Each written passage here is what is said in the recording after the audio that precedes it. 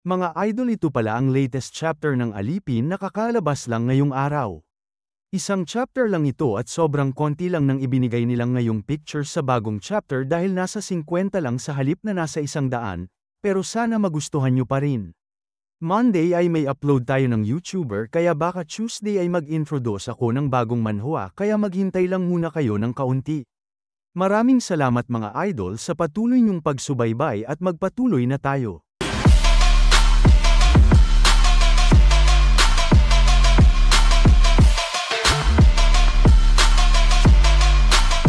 Lumipat naman tayo sa ibang parte ng lungsod ng Leith habang mayroon tayong makikitang isang lalaki na tumilapon sa ere, kung saan dahil sa tindi ng lakas nito ay mapapansin natin ang kanyang pag-slide sa lupa nang siya ay mahulog.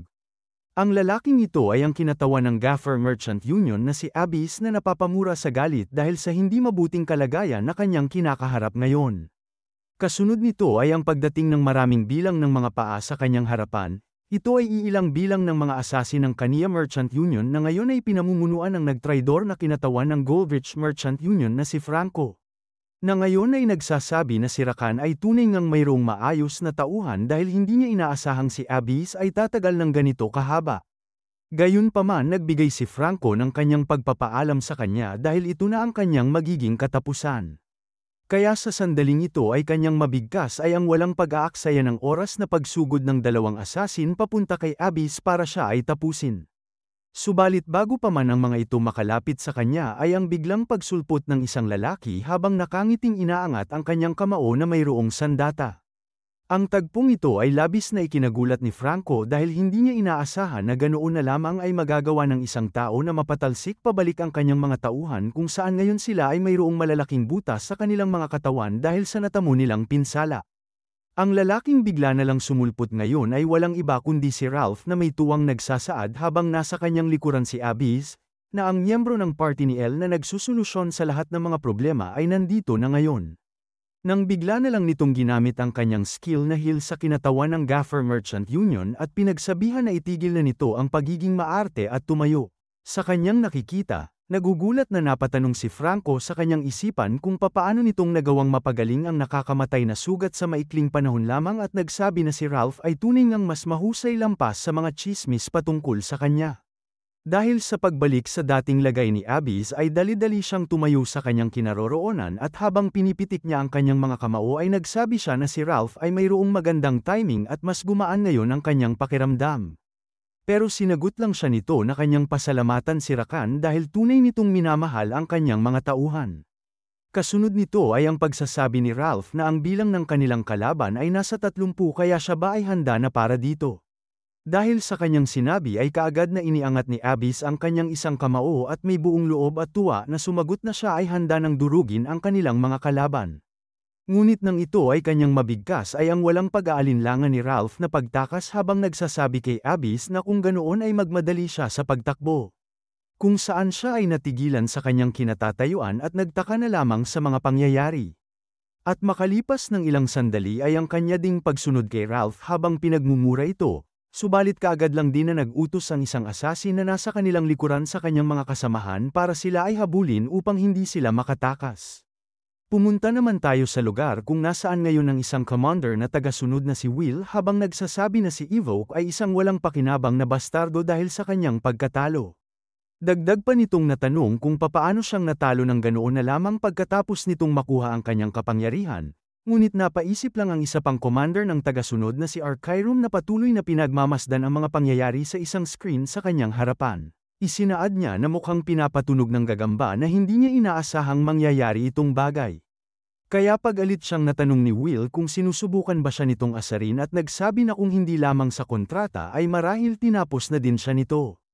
Nagsaad naman si Arkyrum na hindi ba't sinabi niya na hindi pa ngayon ang oras para sila ay makialam dahil para sa muling pagkabuhay ng Black Magician ay kinakailangan nila na panatilihin ang kanilang mga lakas at mahika.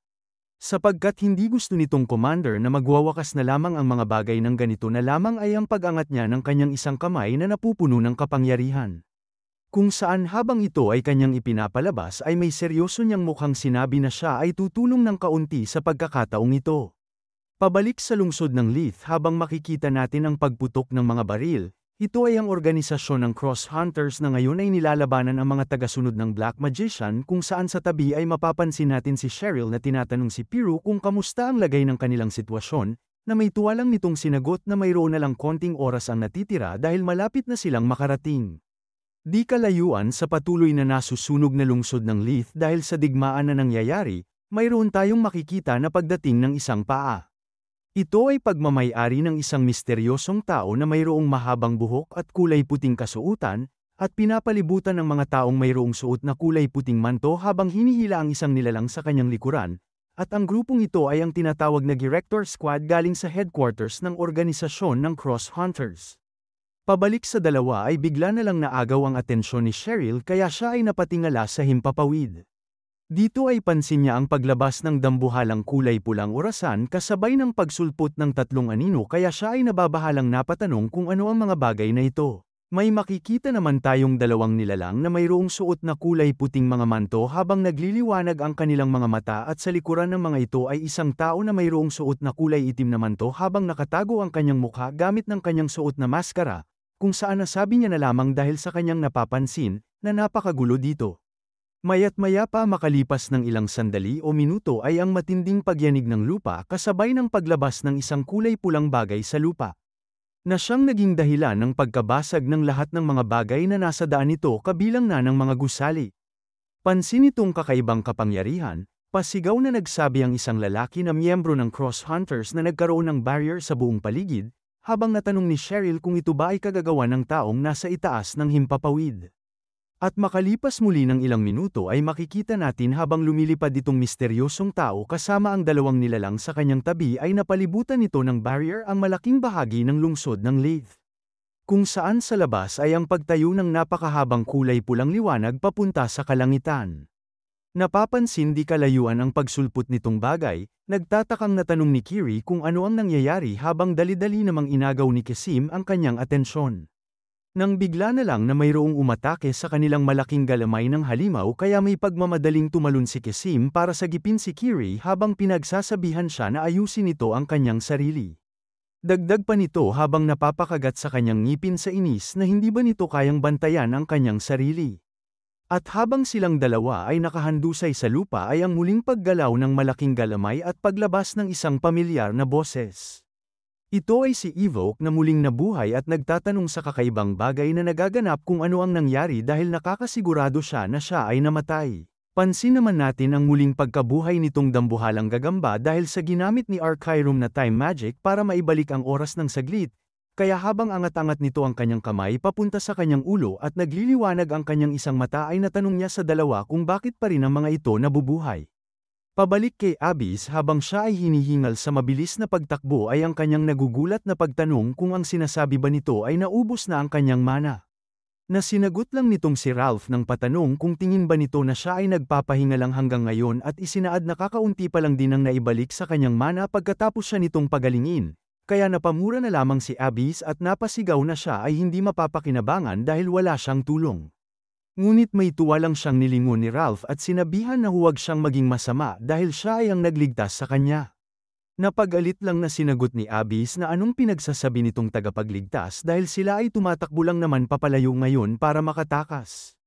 Habang mabilis na sumusunod sa kanila ang maraming bilang ng mga assassin ay sinabihan naman siya ni Ralph na huwag siyang mag-alala dahil itong lahat ay parte ng kanyang plano kaya natanong ni Abyss kung anong kahibangan ang pinagsasabi nito. Nang bigla na lang nanlaki ang kanyang mga mata sa pagkabahala at pasigaw na nagsabi na tingnan ni Ralph ang kanyang harapan. Dahil sa pagkawala niya sa kanyang focus ay kamuntika na siyang mabangga sa kulay pulang bagay na bigla na lang sumulpot sa kanilang harapan pero sa kabutihang palad ay mabilis na nakahinto si Ralph at natanong kung ano ito. At dahil sa paglabas nitong barrier ay wala na silang may matatakbuhan kaya mabilis na nakaabot sa kanila ang maraming bilang ng mga tagasunod na assassin. Nakikita ang papalapit na mga tagasunod sa kanilang kinaroroonan, nababahalang natanong ni Abyss kung ito na ba ang kanilang magiging katapusan. Subalit bigla na lang siyang nagulat dahil sa pagtapo ni Ralph ng isang bagay papunta sa kanya at pagsasabi na ito ay medyo maaga pa para dito pero wala na silang ibang pagpipilian. Dagdag pa nito habang hawak-hawak ang isang bilog na bagay na nagpapalabas ng kulay asul na liwanag na magaling ang ginawa ng mga asasin sa paghabol sa kanila sa puntong ito at sana sila ay maging maswerte.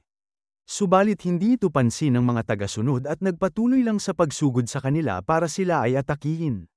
Gayunpaman mapapansin natin na naagaw itong atensyon ni Abyss dahil sa parehong bagay na inihagi sa kanya ni Ralph na kanya ngayong hawak-hawak ng kanyang kamay, kung saan ito ngayon ay nagpapalabas ng nakakasilaw na liwanag at unti-unting nag-a-activate.